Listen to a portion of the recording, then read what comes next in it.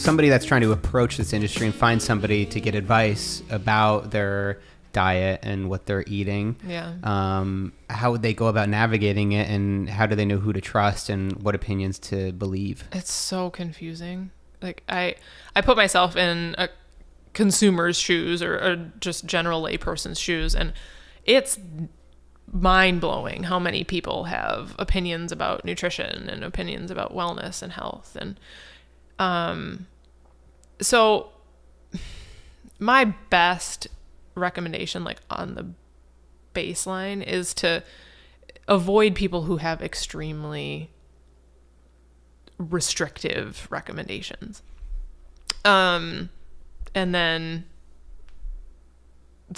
try to look into the credentialing as much as possible. Most people don't make that terribly easy to find, which adds to the frustration. You know, if it's hard to find what a person is credentialed in, that's kind of a red flag, at least to me. Most people who have, who went to med school, for example, or who are, functional medicine practitioners, or, are registered dietitians, nurse practitioners, all these people who have lots of education in the field are generally going to make that known. It's in the first line, right? Yeah. So I think that's actually probably a good indicator.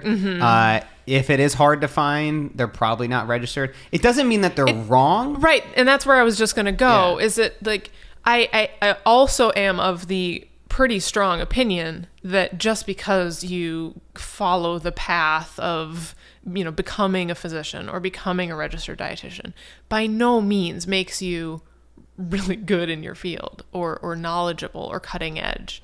And those types of skills and knowledge like can be obtained other ways. And so like, for example, Josh has been working with this functional medicine group, Nourish, Balance, Thrive. And one of the guys that is Josh's main contact is a computer scientist by training. But dang, he has done his homework. And he has a group of physicians around him, so it's not just like him.